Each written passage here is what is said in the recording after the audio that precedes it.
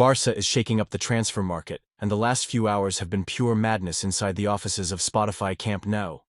While Lamine Yamal sends a crystal-clear message to the eternal rival, making the Bernabeu tremble, the Barça board is working against the clock to finalize the arrival of Joan García. But that's not all. Hansi Flick has just received the recognition he deserves. Pablo Torre is packing his bags for Portugal, and AC Milan continues to circle one of our defensive gems. Before we dive into the details that could reshape the future of this club, do me a favor. Smash the like button if you're a true Barça fan, subscribe to the channel so you don't miss a single update from the Blaugrana universe, and turn on the notification bell, because what's coming is unmissable. Let's start strong with news that has ignited social media and shows why Lamine Yamal is not just a star on the pitch, but off it as well. The young prodigy from Rocafonda, currently with the Spanish national team, gave an interview to Copy that has already become the talk of the football world. The bombshell dropped when journalist Miguel Angel Diaz dared to ask the million-dollar question: can you imagine yourself ever wearing the Real Madrid shirt during your career? Lamine's answer was as direct as it was devastating. No, I've been a culé my whole life. When pressed further on whether it was completely impossible, he didn't hesitate for even a second. Impossible. I've never even thought about playing there. I already play for the greatest club in the world. These words aren't random culés. Lamine is sending a clear and powerful message to the entire fanbase. He is Blaugrana by conviction, not convenience. In an era where players switch clubs like changing shirts, finding someone with this level of loyalty is pure gold. At just 21 years old, he's showing a maturity that even the veterans in the locker room admire. But that's not all. When asked about the Ballon d'Or and whether Spain versus France could decide the winner, Yamal again showed his class. I'd give it to the best player of the year. But if you want to settle it on Thursday, let's play for that. I'll stick with the best of the year, and I'll keep that answer to myself. A response that reflects humility and ambition in equal parts. Most impressive is his philosophy regarding individual awards. I don't think about the Ballon d'Or, I think about winning. If next year I win the Champions League and the World Cup, it'll come naturally. What matters is enjoying the moment and letting things happen at the right time. At 21, he's already speaking like a seasoned veteran who understands that team trophies are what truly count. Lamine's mindset is exactly what Barça needs right now. A player who not only performs on the pitch, but also understands what it means to wear this jersey. His recent contract renewal makes even more sense after these statements, because we're talking about someone who truly wants to write his name in the history of the greatest club in the world. If anyone deserves every bit of recognition, it's Hansi Flick. The German coach has just been officially named La Liga's best manager, and frankly, there was no other choice after the historic season he delivered. The award was determined by public vote, and the numbers speak for themselves. Under Flick's leadership, Barça not only won La Liga in dominant fashion, but also reclaimed the footballing identity we had been missing for so long. We're talking about 102 goals scored in the league, 24 more than the second-place team, which just so happened to be Real Madrid with 78 goals. That massive gap reflects the shift in mentality that Flick's arrival has sparked. But those numbers are more than just cold statistics. They represent something deeper. The return of the Barça we all carry in our hearts. The team that plays to dominate, presses high, plays with courage, and doesn't just aim to win, but to win beautifully. Flick has turned Barça into the highest-scoring team across Europe's top 5 leagues, outperforming giants like Bayern Munich, 99, PSG, 92, Liverpool, 86, and Inter Milan, 79. And the recognition extends beyond Spain. A poll conducted by the prestigious German magazine Kicker among Bundesliga players named Flick the best coach in Europe. This isn't the first time he's made waves on the continental stage.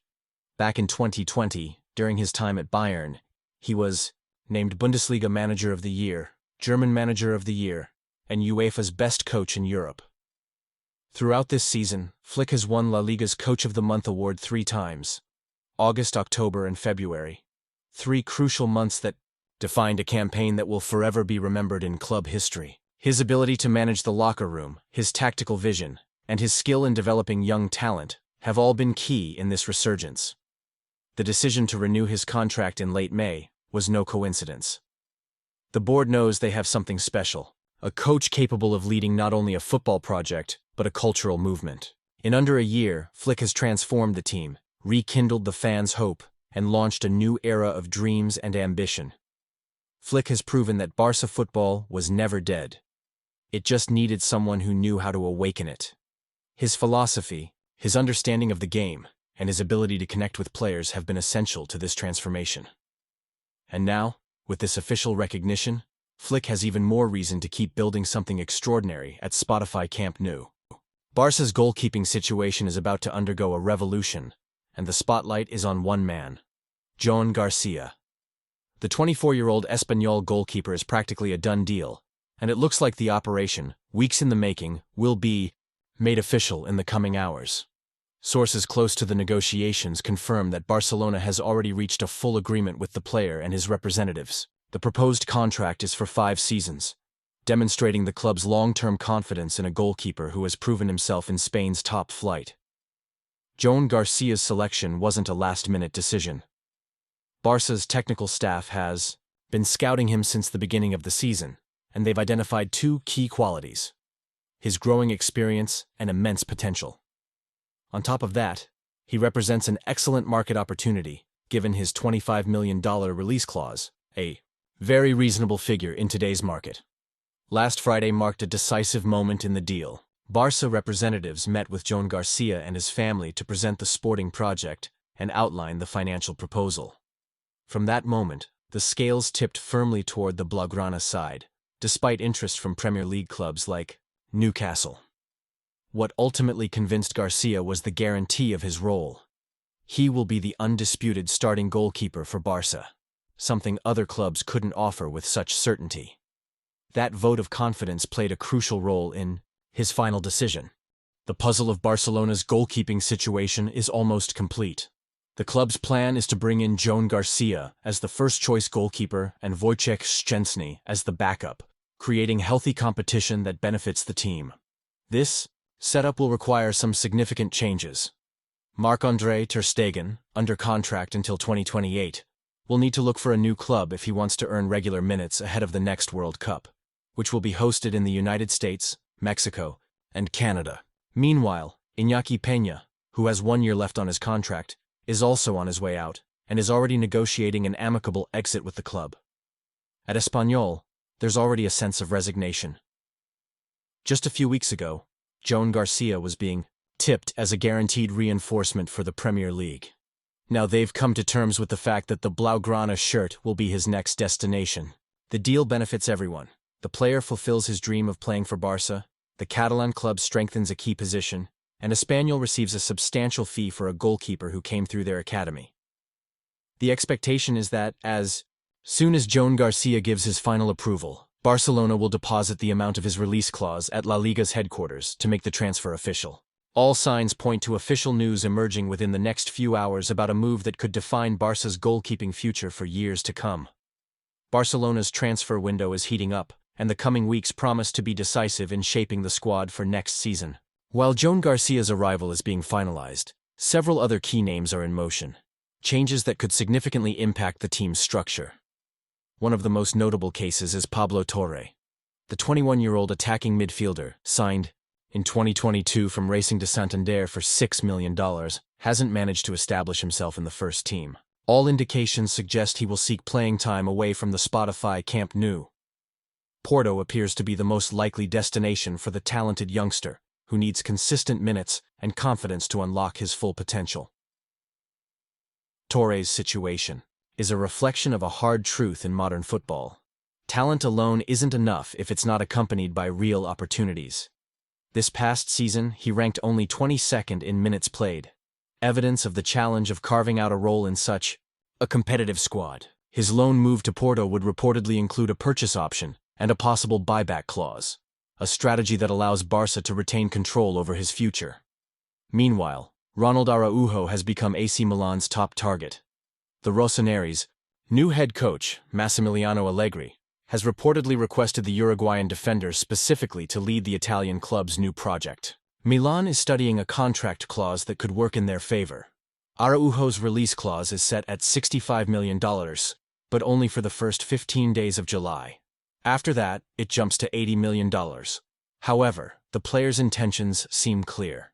Araujo has recently reaffirmed his commitment to Barcelona and sees himself as a pillar of the squad under Hansi Flick.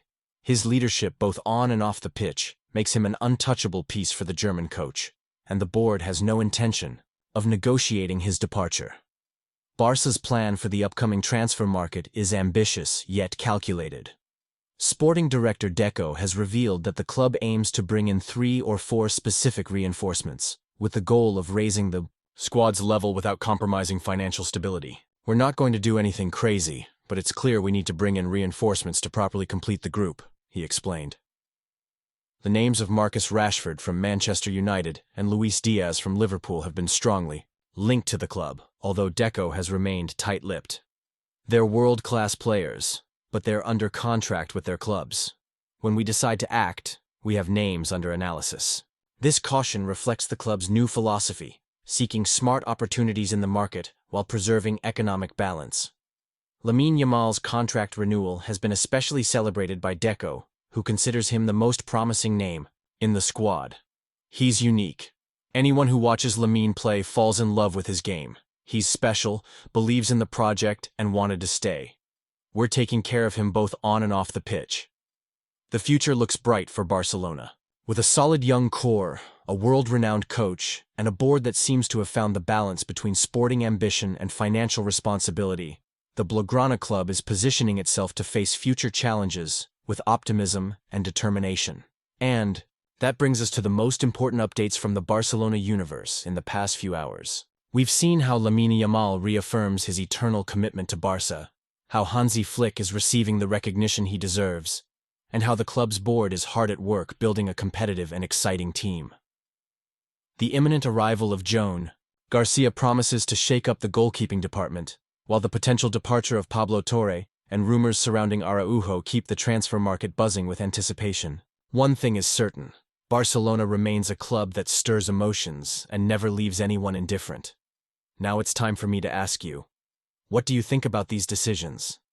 Do you believe Joan García is the right solution in goal? Should we keep Pablo Torre, or is it better for him to seek minutes elsewhere? Leave your thoughts in the comments. I always enjoy reading your opinions. Don't forget to hit that like button if you enjoyed the video, subscribe if you haven't already, and turn on notifications so you don't miss a single Barca update. See you next time, culés.